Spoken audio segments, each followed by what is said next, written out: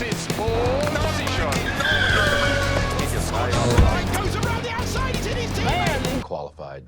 Hello and welcome everybody back to another episode of Barely Qualified, a Formula One podcast. We are your host. I'm Channing Apodaca. The man across the screen is Brandon Wood. We get to say the 5 sweetest words in all of racing. Lando Norris is a race winner. I think that's 6, but still. Miami Grand Prix has come and gone, and Lando Norris came out victorious for the first time in his career. God damn it, Brandon Wood. Was that fun? It's been a long time coming. There was a lot of doubters out there. Many people saying, is Lando the choke artist of this era? We've seen a couple of moments where it's close. You know, the famous Sochi 2021, where he lost it with the torrential downpour. But you know, this season, his momentum has been, I mean, since the end of last season, really, like the momentum has really been, you know, on Lando's side. And, you know, a couple maybe mistakes earlier in this season saw him kind of maybe miss some, you know, maybe not winning potential, but, you know, some better finishes. And this weekend started off on a similar arc that he had in China, where the sprint race, even though where he qualified good and then like kind of just lost it in the opening moments of the race. First turn. Yeah. Yeah, opening moments of turn kind of ruined his whole sprint, but is able to keep his head down, gets a little bit of an opportunity in the race with the safety car to take the lead, but with some steady driving is able to bring it home. Yeah, just fucking beautiful. Like you said, it's been such a long time coming. Not only was this like a great win for Lando Norris, great win for the team, and a great win for fans. I think most people have been on Lando's side and waiting for him to finally get this maiden victory. He quickly became the new record holder of the most podiums without a race win. Gets that monkey off his back. I'm sorry, I think that now goes back to Nick Heidfeld. I think owns that record. I'm not even sure. I forget who it was, but Lando Norris is just too much of a talent to not have a victory to his name, and he's just had this. I think we mentioned it a couple episodes ago. He's had the world beater of Max Verstappen in his way, holding him back from getting that. And, you know, like a couple of his own self-inflicted wounds, but it's over, it's done. And it was such a great thing to see all the other drivers, all the other teams celebrating along with him. As soon as he crosses the start-finish line, you've got Lewis Hamilton lining up next to him, giving him not even just a thumbs up, but a round of applause. Max Verstappen giving him a thumbs up. Just about every one of his friends came into Parc Fermé and gave him a big hug. You had Fred Vasseur out there shaking champagne bottles with the McLaren team. It was a celebration. I had this like a similar feeling to when Max Verstappen won his first world championship. Just that over-elated, like, oh my God, they did it. He did it. It's finally over. It's happened. A similar feeling to Lando Norris crossing that line. Yeah, it was funny to see Max in his post-race interview. It seemed like he was the happiest. He seemed more happy than after any of his wins. Yeah. To see Lando get this. Absolutely. Outside of his championship grabbing victories, he was happier to watch that. It was reminiscent of, do you remember that photo from the 1980 Olympic hockey, not even the gold medal game, but the game against the USA and Russia, when the Americans beat the Russians and the Russians were out there marveling at the U.S. team celebrating because they hadn't felt that way in so long. They hadn't seen a team be that happy. It was like similar to that. You know, that's what it reminded me of. Yeah, it was just a cool, heartwarming moment for everybody to see that happen for Lando. So good on him, good on the team. Even with just how Oscar's pace was early in the first stint of the race, showed that with these new upgrades, the teams really put themselves in a position to be competitive. So yeah. I think, you know, now we're looking at Ferraris being on the back foot a little bit compared to where they were at the very start of the season. Interested to see how Red Bull bounces back from this. Do you think this was an L this weekend for Red Bull? I mean, Max he got his 7th pole in a row, kind of misses out with just a little bit of the safety car here to get a second. Checo ends up having a bit of a struggle throughout the weekend. Do you? I mean, how do you see this for Red Bull? Do you think that they're worried at all? Or are they kind of looking at this as maybe just an outlier? I would say it's an outlier. I don't think it's an L for the team at all. Max Verstappen himself said after the race that this was probably their best weekend in terms of pure race pace. And let's be honest, as happy as we are for Lando Norris, if that safety car doesn't happen, chances are Max Verstappen wins this race by about 7 seconds. About the same gap that Lando Norris ended up finishing it. Not to take away from Lando's victory because, and we'll probably talk about this a little bit more later, but that was a victory on pure pace. But if the safety car doesn't happen, the reshuffling, just the order of events doesn't lead to Lando Norris winning this race. So, is it an L for Red Bull? No. Talking about Checo, I think he just kind of had a little bit of a rough go of it. He locks up in turn one. Yeah, I mean, that can be a podcast all on its own, just the drama about that. But he's also, the track was very dusty. I don't think Checo dealt with it as good as some other drivers did. Some guys struggled, some guys didn't, and Checo was one of those guys who struggled. So, and still had like in terms of just pace, Red Bull had a good weekend, solid. I think the gap has just closed because McLaren did such a big upgrade package, and Ferrari has already been nipping at their heels that we just didn't see as dominant of a weekend from them. So an L, no. I think it's just par. That's all.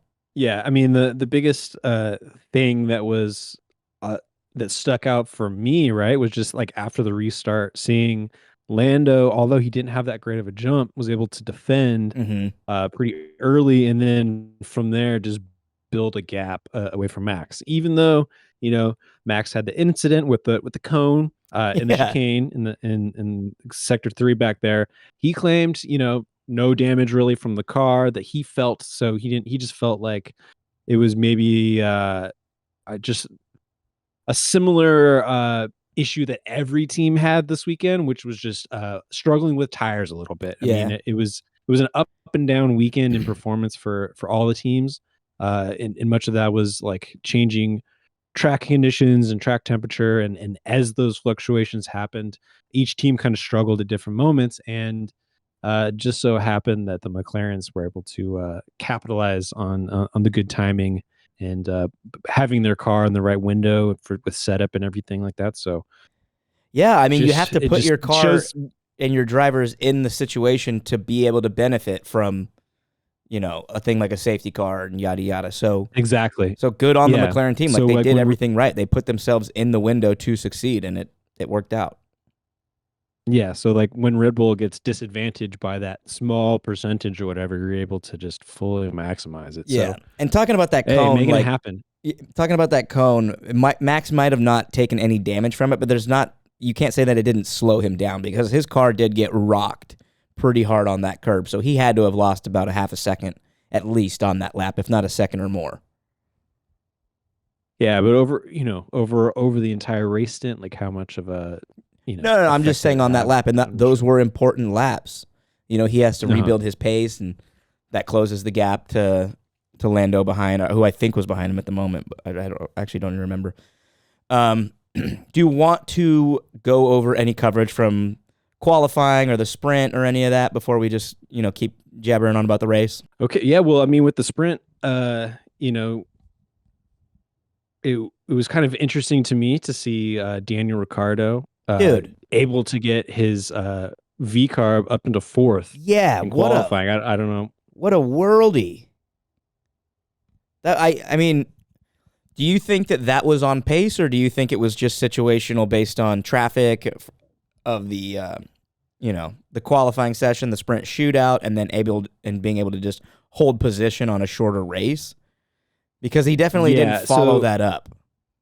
Yeah, so he just getting into P4 for the qualifying, I think was a little bit of Daniel being right on top of it, just with his pace and with the car setup, also maximizing the timing a little bit just to get through into Q3. I think was a big achievement for him. So to maximize and get 4th was really optimal for him. So also this weekend, and this is kind of where this comes into play, right, was with the way the tires were working and with the all the teams struggling with those tires and being in turbulent it was really difficult for teams that, unless you had a significant pace advantage over the cars in front of you, pass.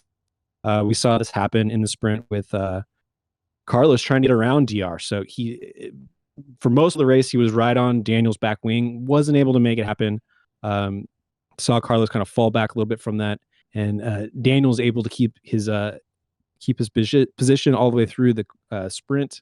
And then you saw Yuki kind of do a similar thing in the race, right? He gets a little bit of an advantage with having his pit stop work out with the safety car and all that. So he was able to keep a little bit of his advantage as well. I think he was on softs towards the end, so he did have a little bit of advantage. But nonetheless, I think if you're able to put your car in the right track position and you had enough pit, like we saw in the sprint with K-Mag, which we're going to get to, he was able to defend for much of the race. I mean, he had to pull out some is that called defending? Questionable tactics to make it happen. Is that called defending what K-Mag right? does? Or is it like is it bullying or cheap shot? Like well, some have said it's he should be penalized for being unsportsmanlike, right? Yeah. Like he, K-Mag went through the chicane at one point. At 2 points, I believe.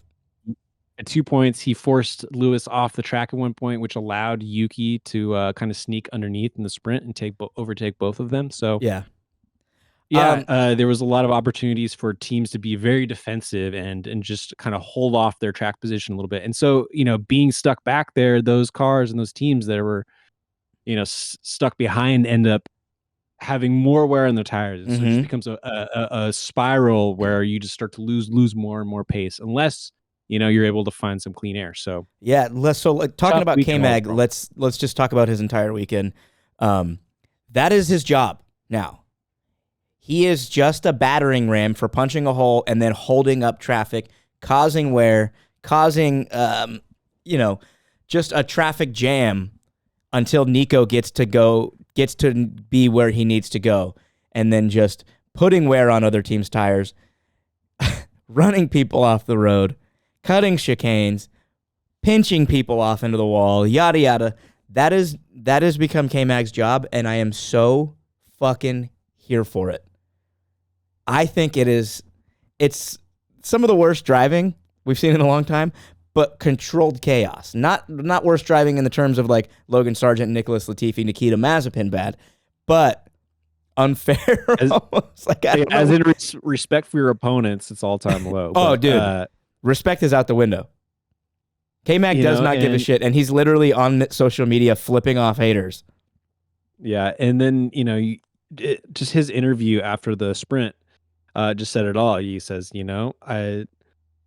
I didn't want to have to do it, but I did what I have to do, and I got the job done, and that's all I can really say about it. His face was just beet red, just stressed out, and he doesn't really want to be in that position, but he's doing what he has to do to help the team, right? Because that's what he's here to do. Not all heroes wear capes, but not all villains wear a mask. And Kevin Magnussen's just out there in the public eye being like, yo, here I am. Come for me. Tear me apart, you wolves. Yeah, I mean, here's the thing. This is not going to work out for them for too much longer, right? No. He's got 10 penalty points now on his license, and 2 more he's going to have to face a race ban. So. 2 away from being banned, yeah. So, he's got to start to clean it up a little bit. I don't know if they do forward, it. Like, I can see them making an exception because it's been so long since anybody has had a race ban. Pierre Gasly was very close to it happening. Was it last year before last? And he had an incident where they could have done it, and they chose not to. So, I mean, he keeps driving like this. He's going to force their hand, and it's going to have to because it's so egregious that you can't ignore it. But I'd be willing to say that he cleans up his act, and they have enough pace to just get things done in a respectable way, if he so chooses.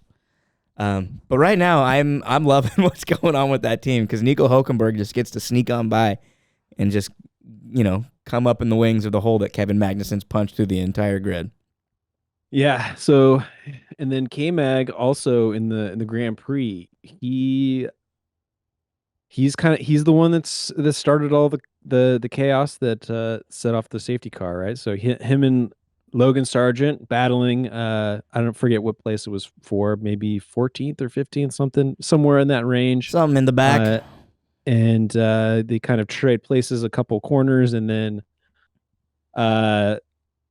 Logan goes to cut off K-Mag from inside of one of the corners, and they connect with each other, sending Logan into the barrier. K-Mag, luckily, he gets sent off, but is able to get back on track and get back into the mix. But for Logan, that was it. And the big question now is, are we going to see him back? Yeah, that was the rare last week, but the rare Logan Sargent shunt that was not his fault. We had to make that a thing. And I think that if we do see Logan Sargent back, if Kimi Antonelli is not granted exemption for his age, the one saving grace for this wreck is that it was K-Mag's fault, and there was nothing Logan Sargent could really do. He was actually ahead of K-Mag in that corner, I believe, which is crazy.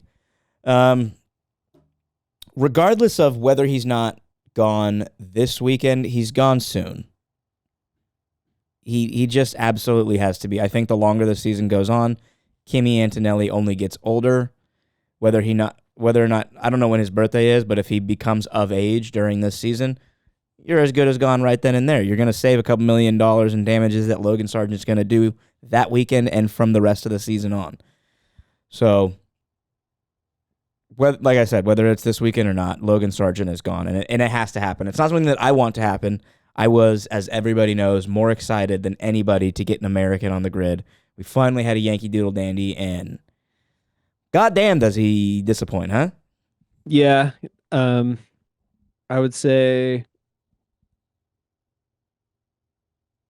that just the pure fact of him being an American doesn't really do much for me personally, but I love it. I understand how, what it means to the sport and what it means to other people who are fans of the sport to have somebody like that to root for. But at the end of the day, it's like we want to see somebody come into the team, especially Williams, and help improve the team and help battle for points, even if it's maybe a little bit outside of their reach. Just to we don't want to see one teammate always DNFing. So No.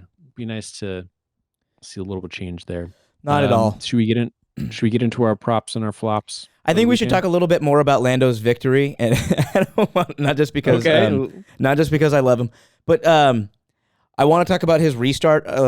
You had mentioned it a little bit earlier. Okay. The restart on after the safety car, it was not the best, and I think that was a little bit of Lando just not having been in that situation before, because he was kind of trying to do that thing that Max Verstappen does where he goes really, really, really, really, really slow into the corner and then bolts, so that he doesn't give the people behind him a slipstream.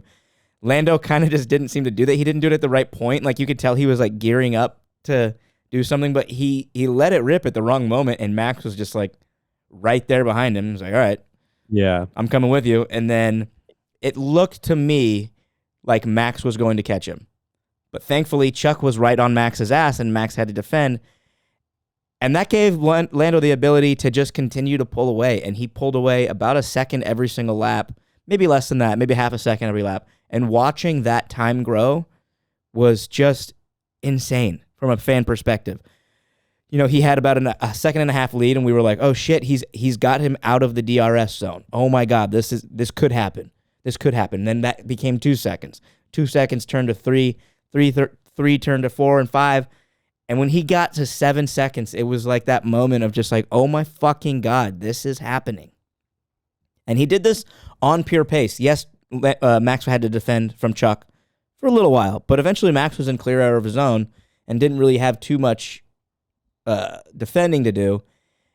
And Lando and the McLaren car beat Red Bull on pure pace after a restart.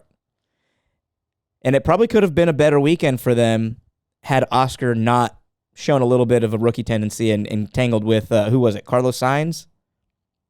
Yeah. A couple of things happened to Oscar because he pit for tires too laps before the safety car came out. So he 2 laps kind before of the got safety car? screwed by that. And then, yeah, and then he was in the middle of the Ferraris and then battling with them at the restart. And he got into it with Carlos. Yeah. And then from there, he just fell to the back. And, so it's, how much of that is his fault? I don't know. I think it's most of it is circumstance, but there is a little bit of a thread happening this year with Oscar. Maybe a little bit of a sophomore slump, like we talked about before. So, a lot of good glimpses of pace there for Oscar this weekend, but still some doubts happening there a little bit. Yeah, doubts to me is, I guess that's a fine word to use. It's just the youngster in him. It's just that he doesn't have the seasoning on him. Maybe doubts is a bad word, but just a few kinks that need. Yeah, he just needs to fine tune his game a little bit. But let's not forget, he was running in P2 for a good long chunk of that race. He gained, what was it, 4 or 5 positions off the line? Yeah, took full advantage of the Checo situation with him locking up right there, and he pushed Max wide, kind of screwed up the Ferraris a little bit. So Oscar just took full advantage of that and ran it, like I said, ran a great pace at the first stint of the race. So moments of brilliance there from Oscar, but sure, and that's what you want to see. Couldn't quite bring it home. Yeah, that's what you want to see from a young driver. And before we get to props and flops, we do need to go back a step and talk about Checo into turn 1. Max gets a good launch. What is there to say? The McLarens get a good launch. Charles Leclerc gets a very, very bad launch. Very slow launch. And Checo Perez bolts past him. But once he gets around Charles Leclerc, he has to then make that turn. And he tries to make it immediately. He's very late on the brakes and nearly ends Red Bull's weekend altogether. He almost took his teammate out within millimeters. The look on Max's face in the cooldown room when he finally got to see it was holy shit. He was, he got to laugh about it then, but could you imagine how pissed off Max would have been at Checo Perez had he taken him out? Yeah, the overhead view of it was pretty incredible. Also, Checo's onboard too, because you can see his gap that he goes for.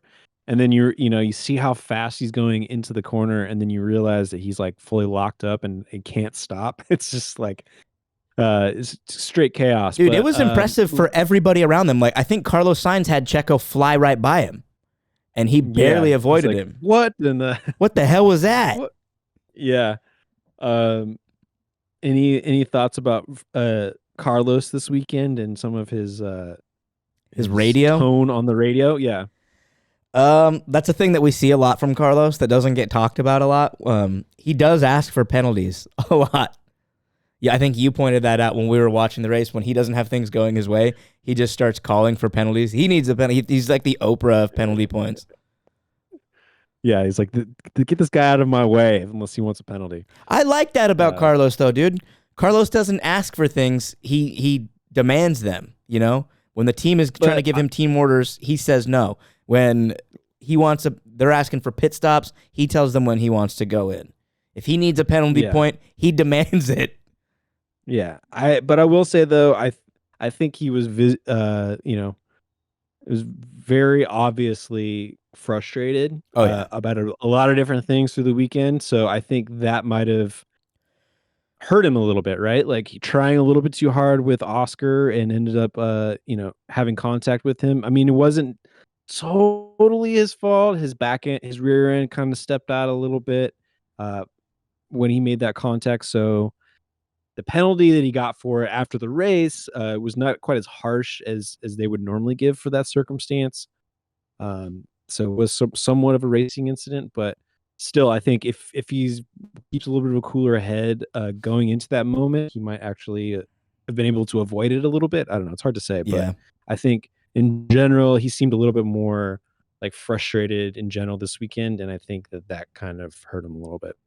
Yeah, he seemed like he was just frustrated. And Ferrari, like, they didn't have a bad weekend, but they weren't really noticeable too much over the weekend. They had their usual moments in each qualifying session, the shootout, and then the Sunday or Saturday qualies. But yeah, not like this the biggest showing for them. So I can see where, when they're trying to fight for a potential bid at a championship and they're seeing McLaren bring these giant upgrade package and kind of surpass them, the frustration can set in. But hey, man, them's the breaks. Props and flops. So I think there's a couple options I could have went with for my flop for Miami, but I think for me it's going to go to Aston Martin. Flop? Flop. I think this is not where we need to be. Let me see. I'm looking at the results right here. Let's see where we landed. Alonso in 9th.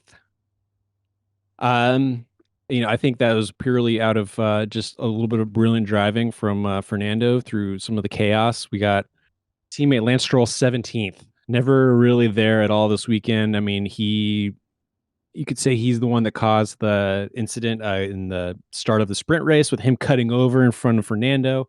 I believe it forcing was. Forcing him to take out Lando. So, yeah, if you go back and watch that, Lance cuts across very hard and very early, and he does it like if you're looking in your mirrors, you can see multiple cars there, but he cuts across willy-nilly without reckless abandon, and he collects his teammate. He collects who else was it? You just said it. He hit Lewis, or no? He hit Fernando. He hit. Was it Lewis? He didn't hit Fernando, but he forces Fernando kind of over into Lando. I thought they hit one more person. They hit one more car, and then that car. Lewis was on the inside, but he was just they didn't touch. I don't think. Okay, he just was blocking. Lando's the one who ends up getting collected from it, though, and he was just an innocent bystander. But totally Lance's fault. That's a good flop. The thing with Aston Martin is they kind of haven't been there the past few weeks, like the past few races. Yeah, well. See, what I'm saying is that the problem is that their car is terrible on the tires. They end up with a lot more degradation than everybody else. Mm-hmm.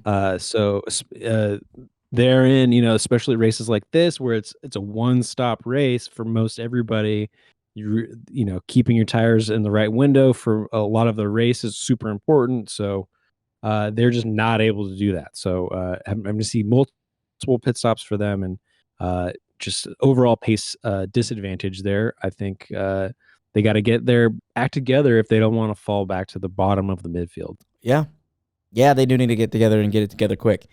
My flop, I have two flops. One is going to Williams, the entire team. Not only does Logan Sargent DNF, not really his fault, but Alex Albon finished 18th. He finished 18th, but just in front of a Kevin Magnussen with 20-plus penalty points. So not a great weekend from them.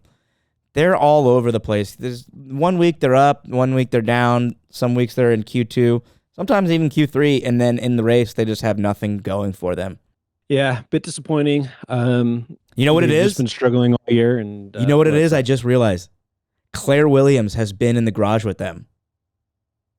She's just bringing some bad juju? Yeah, she's just bringing bad luck. She's bringing back bad omens. They're trying to move past those days, and she waltzes in because she's got a lifelong pass into their garage, and James Valls is probably like, God fucking damn it, dude, get this lady out of here. Get her out of here. Yeah, I don't know. I think if some of the rumors we've heard are going to come true, we could be in for a real treat for Williams sometime in the near future. So keep on our eyes peeled for that. So I want to get to my props. Big props for not the whole Alpine team, but you took it out of my mouth. That was going to be one of mine. At least the Ocon side of the garage. Good for them to get their first point this weekend. They got some big upgrades in China, started to show a little bit of pace there.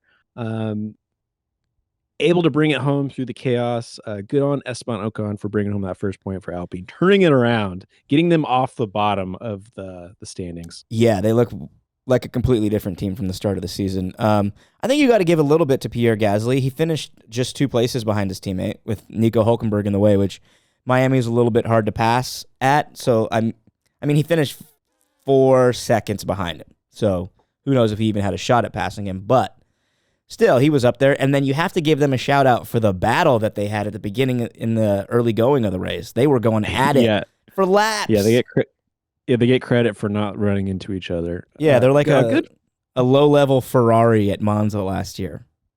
Yeah, good on Pierre. He did get a ninth in the sprint, so just right outside points there. So in the mix, nonetheless. So good for him. But I do want to give a little shout out to Yuki and VCarb team.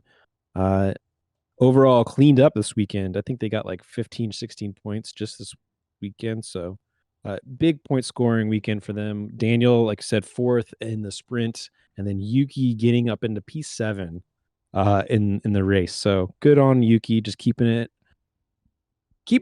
head down. You know, he had a rough go in China, so it's nice to see him bounce back a little bit. Keeping it kosher too. No freakouts on the radio.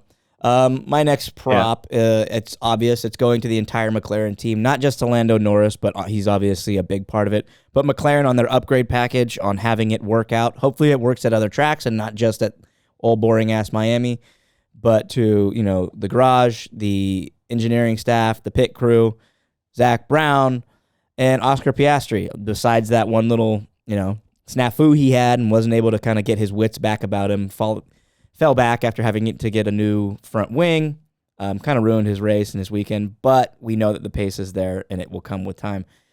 Big ups to them. I think they've changed the landscape of the championship fight for the rest of the season, should this shit hold up.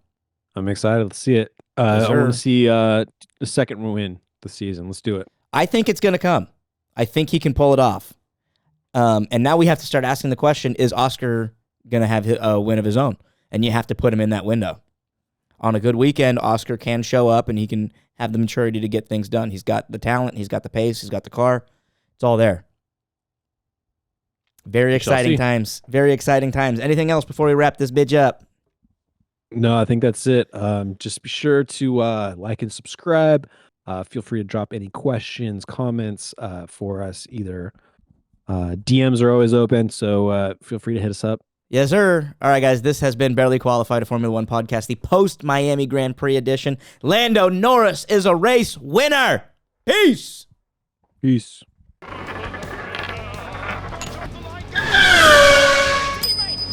Qualified.